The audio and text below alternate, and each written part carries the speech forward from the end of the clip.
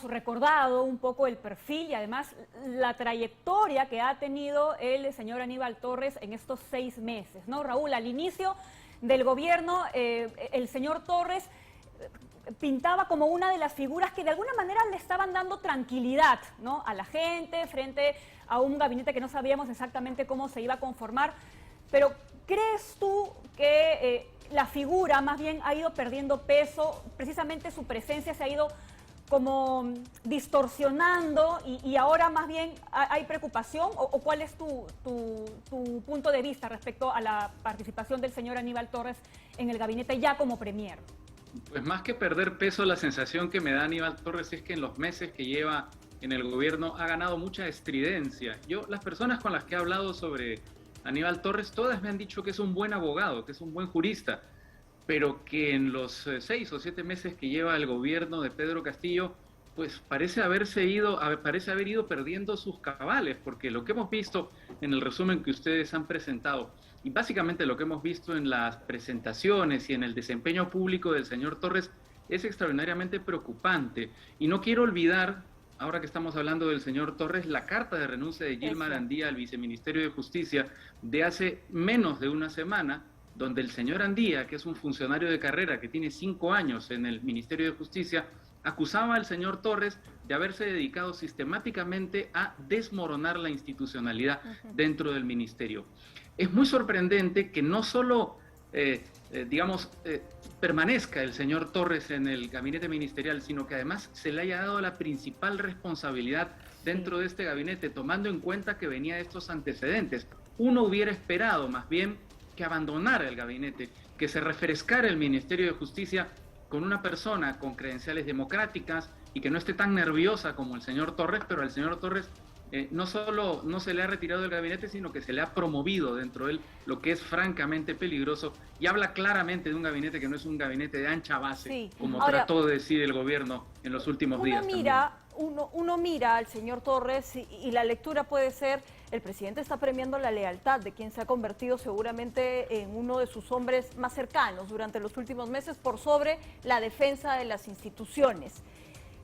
Y mirando en el mismo escenario, tenemos varias ratificaciones que confirman ese camino. Sin ir muy lejos, Juan Silva, que ha sobrevivido a las últimas 3 crisis. Entonces, ¿a qué nos enfrentamos frente a un gabinete con el que el presidente pretende tener lealtad de gente que en el camino no va a hacer que su gobierno sobreviva?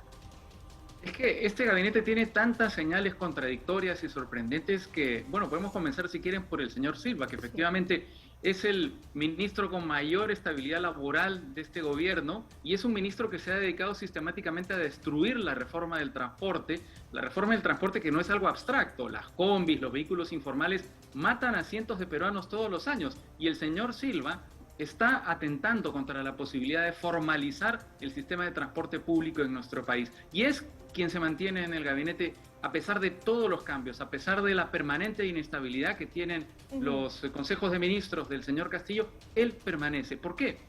Quizá porque representa a un sector mafioso, a un sector informal que el señor Castillo quiere tener contento para garantizar algún tipo de estabilidad. Que no le es incómodo al Congreso de la República, porque han tenido más de una oportunidad para llamarlo, para interpelarlo y censurarlo, y no lo han hecho. Bueno, 8 o 9 congresistas, no recuerdo exactamente la cifra, votaron en contra del ministro Silva a la vez que fue interpelado.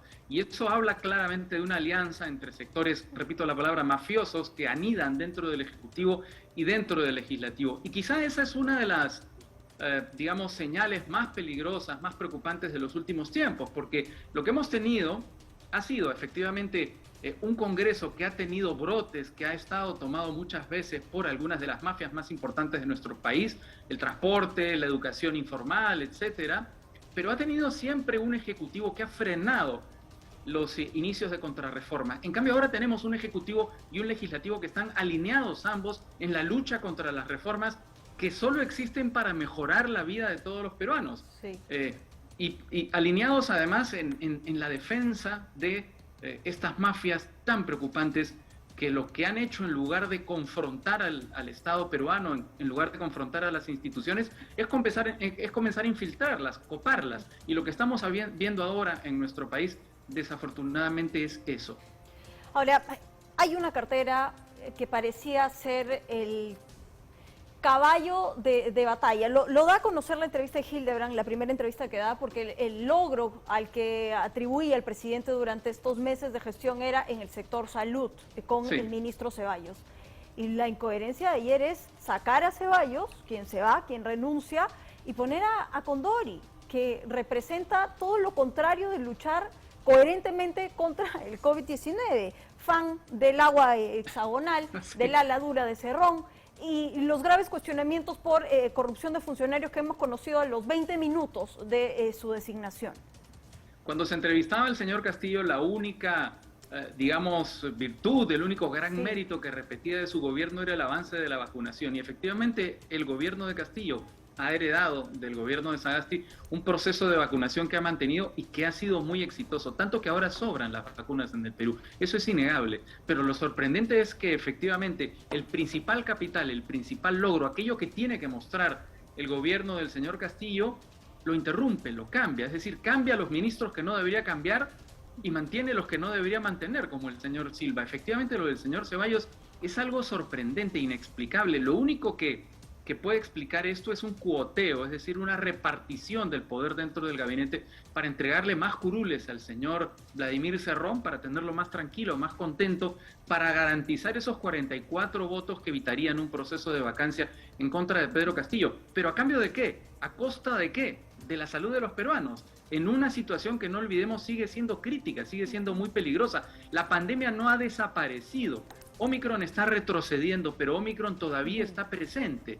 Hasta que esto no ocurra, es decir, hasta que la Organización Mundial de la Salud diga que la pandemia se ha convertido en endemia y los datos refrenten esa situación, deberíamos estar concentrados en combatir al coronavirus, al COVID, y no a reemplazar al ministro más exitoso, al ministro que había encabezado esta prioridad, por un señor que efectivamente cree en la pseudociencia y que además está siendo investigado por procesos de corrupción, pero que es muy amigo de Vladimir Cerrón. Raúl, eso, nuevamente, no es un gabinete de ancha base y es un gabinete que atenta contra los intereses de los peruanos. Raúl, te pedimos por favor un momento porque también queremos integrar a esta conversación a la congresista Susel Paredes, que también queremos conocer cuál va a ser su opinión y cuál va a ser también el tenor de la votación que se viene también dentro de menos de 30 días, ¿no?, respecto a la confianza que va a solicitar este gabinete. Susel, muy buenos días. Queremos aprovechar tu presencia en este punto de la conversación porque estábamos hablando justamente de los diferentes ministros que están integrando y queremos hablar de la presencia de la ministra Diana Miloslavich, que hasta hace solo unos días había sido una abierta opositora y férrea cuestionadora del exministro Valer e incluso estuvo en un plantón frente al Ministerio de la Mujer reclamando justamente por los derechos, por el tema de las agresiones. Ella es una reconocida activista feminista, luchadora por los derechos de la mujer y asombra mucho que haya aceptado sentarse en un gabinete junto con otros agresores que sabemos que todavía siguen ahí, sobre todo el ministro Gavidia, ¿no?, que fue el que finalmente dijo que era un tema personal lo de Valer y que por eso no se había tocado. ¿Qué podemos decir de la presencia de la ministra Miloslavich? Susel, buenos días. Buenos días. Primero, que es una persona que conoce el sector. Ella ha sido jefa del gabinete de asesores, de la ministra, creo que de Anel Tausen. Está ahí, conoce perfectamente el sector. Entonces eso es una buena noticia. Así es. Para quienes queremos garantizar una vida libre de violencia para las mujeres. O sea, ¿qué podemos discutir? Estamos evaluando las capacidades de cada ministro, ¿no es cierto? Y claro, así como tenemos eso no hay un ministro discusión, de salud, ¿no? Tenemos un ministro de salud que vende cebo de culebra y lamento tremendamente que el ministro Ceballos lo hayan retirado, ¿no? Tenemos una ministra que sí sabe. Ahora hay que ponernos de acuerdo. ¿Qué estamos evaluando? ¿Las capacidades o la consecuencia política? Ahí quisiera que me aclares tu pregunta. Porque por las capacidades, Diana Miloslavich es una de las mujeres más preparadas para ejercer ese cargo. En todo caso, Sobre el tema político claro, es otro, pero ahora estamos hablando de qué.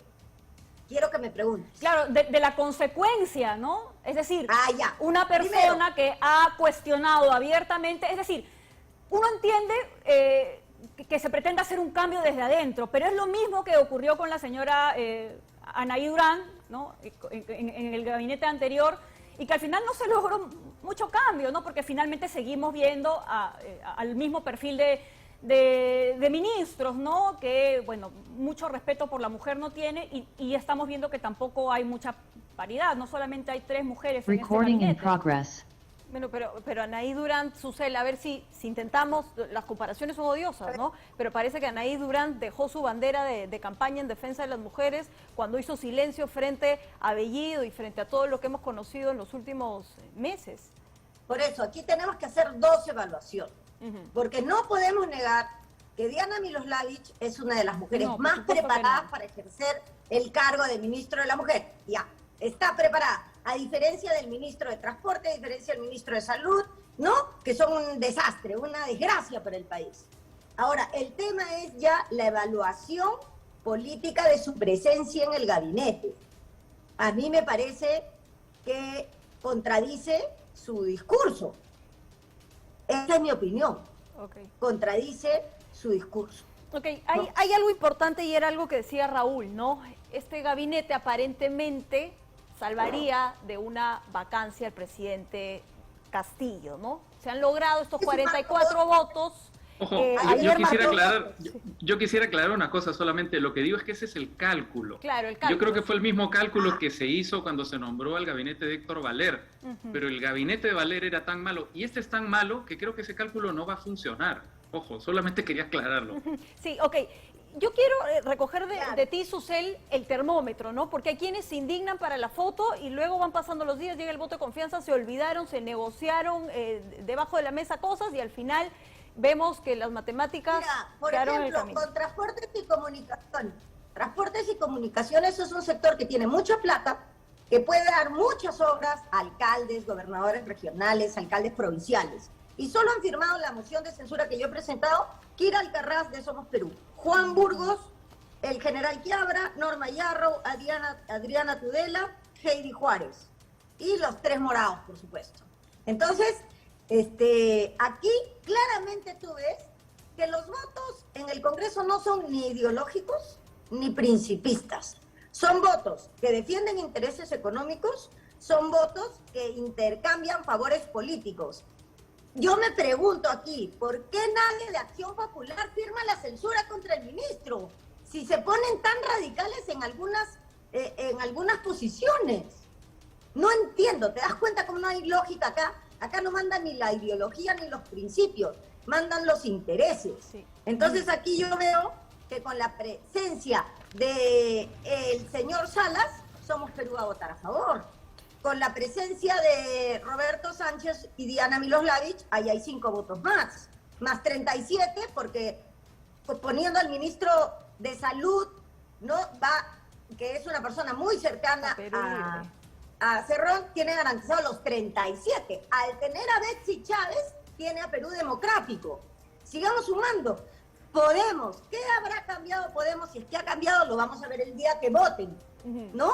Y de ahí vamos a ver algunos.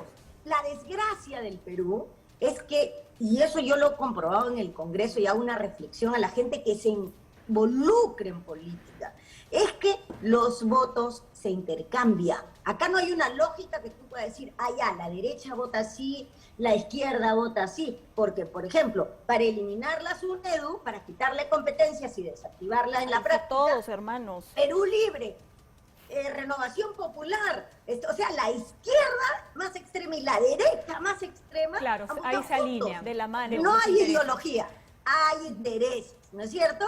Entonces, Ahora, yo creo que la llamada aquí a la gente, especialmente a la gente joven y en general a todo el mundo, porque no puede empezar a hacer política a los 80 años, no importa, pero que apostemos por una política de principios y de ideas, y que en consecuencia de esas ideas y de esos principios ejerzamos desde donde estemos el poder que tengamos. Ahora, Susel, si me Esta permite... es una lección para la historia. Esta es una lección para la historia. Vamos a donde ver si la vemos entendemos. que la izquierda y la derecha Ya varias lecciones, solamente han ¿no? funcionado por la plata.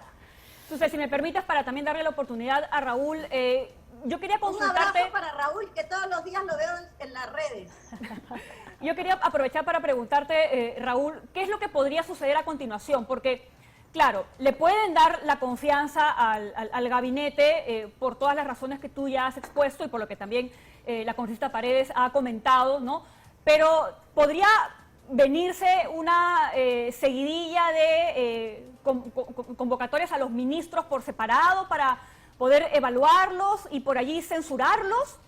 Porque, Yo no digamos, lo sé. lo que se necesita en este momento es estabilidad, ¿no? Y no sé si es que este gabinete, como está conformado, lo garantiza.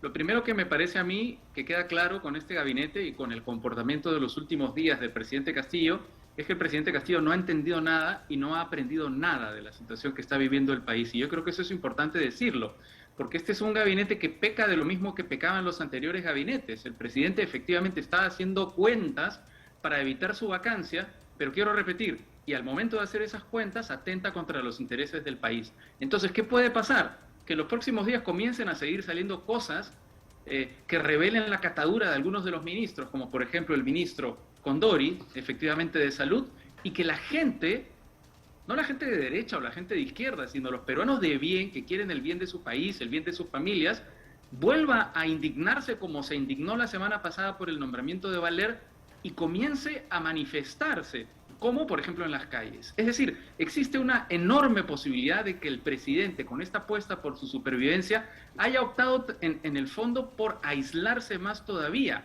Entonces, ¿por qué me parece que es importante decir eso?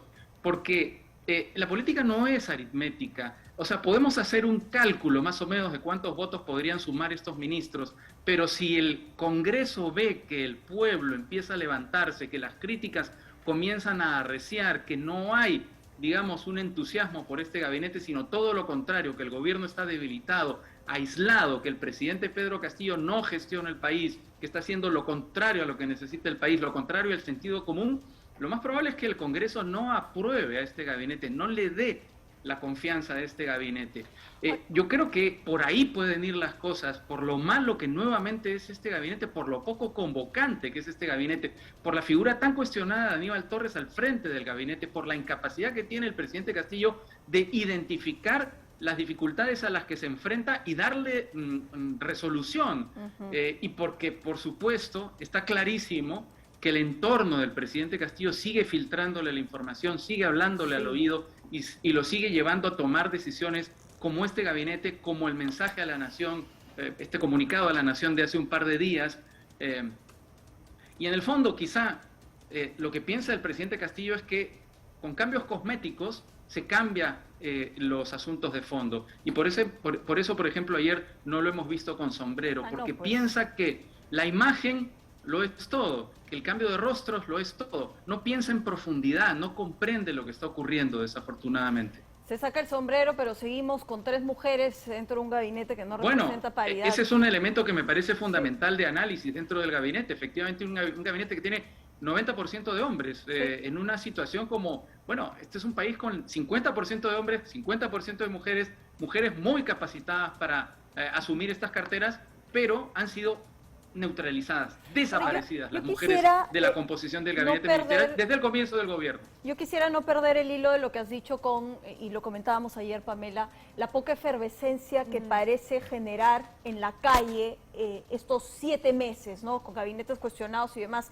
Y bueno, a ver, cuéntanos lo Susel, ¿no? Porque el fin de semana, el sábado, se hace la marcha contra este golpe a la reforma universitaria y sentimos que nos quedamos cortos finalmente con lo que debió ser una presencia mayor, ¿no? Frente a la gravedad de la situación. Susel. Yo creo que yo quisiera añadir una cosa, Susel, nada más, solamente una cosa, Susel, ya que están hablando de eso, toda mi solidaridad contigo por estos actos de violencia que justamente se registraron en estas marchas. Francamente indignante la reacción frente a marchas pacíficas que quieren lo bueno por el país. Gracias, gracias, Raúl. Mira, lo que vimos el sábado es una marcha que convoca la defensa por la reforma universitaria para la educación de calidad, ¿no es cierto? Y que ha sido una marcha de unas 4 cuadras sostenidas. de estudiantes, activistas. Solo 3 congresistas hemos estado, Flor Pablo, Ed Málaga y yo. Y bueno, yo como soy puntual, yo llego pues a las 5.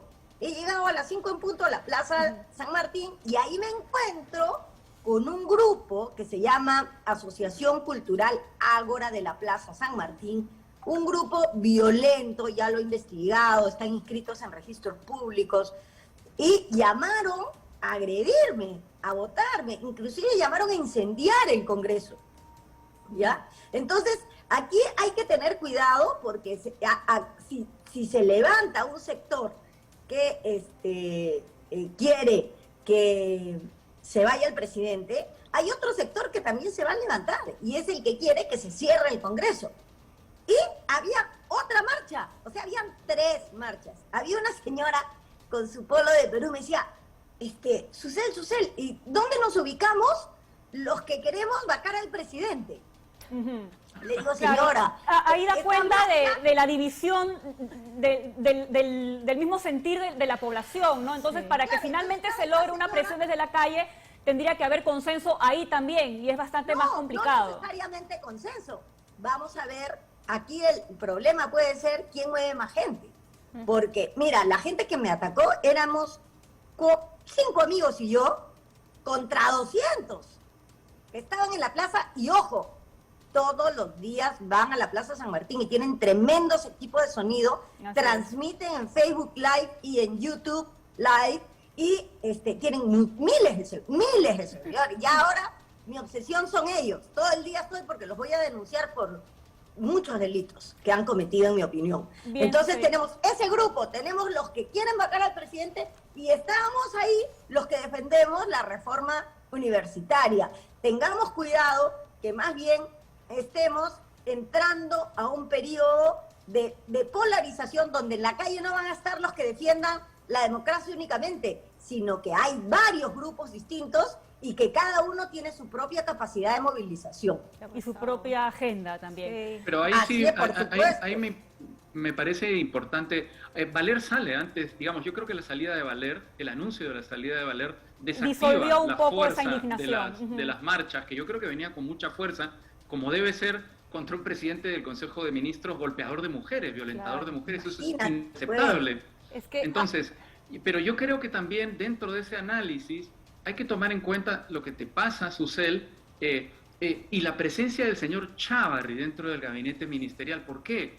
Porque el presidente Castillo ha apostado por la, si ustedes quieren, lealtad del ministro del Interior dentro del gabinete. ¿Por qué? Para tener a la policía de su lado en la eventualidad de tener, por ejemplo, que reprimir marchas. Y yo creo que eso también tiene que ver con todos estos rumores y estos intercambios de conversaciones entre Antauro Humala y el gobierno, porque yo creo que el gobierno está pensando, y eso es algo muy preocupante, en la posibilidad de reprimir esas marchas. Yo creo que, en fin, estamos, digamos, frente a la posibilidad de manifestaciones ciudadanas de distinto, efectivamente, de distinto origen, pero también frente a la posibilidad de una represión violenta de parte de las fuerzas del orden. Esperemos que no. Bien, Raúl, Susel, queremos agradecerle muchísimo, nos hemos quedado sin tiempo, pero nos ha servido mucho también para analizar un poco la situación en la que nos encontramos, ¿no? Estamos viendo también lo que pasa aquí en Lima, en la Plaza San Martín, pero también habría que estar pendiente de qué pasa en otras plazas. De otras plazas. En otras ciudades de nuestro país.